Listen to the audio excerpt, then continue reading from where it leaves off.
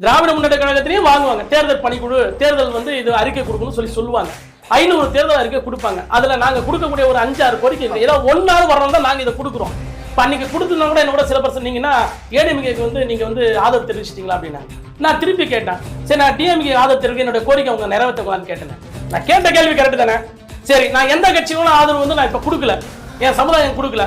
சரி, ஏதாவது ஒரு கட்சி அப்பா நீங்க வாங்கப்பா உங்களுடைய கோரிக்கை ஏற்று சொல்றது தைரியம் இருக்குங்க தமிழ்நாட்டுக்கு அரசியல் கட்சிக்கு?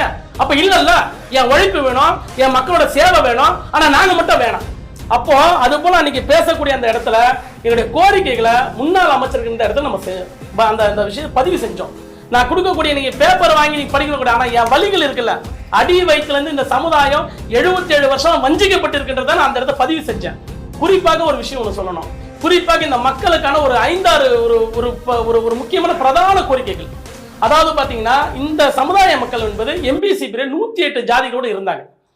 அப்போ அண்ணா எடப்பாடியார் அவங்க வந்து பாத்தீங்கன்னா இந்த 20% இடஒதுக்கீட்டுல வந்து ஒரு 3ஆ பிரிச்சாங்க.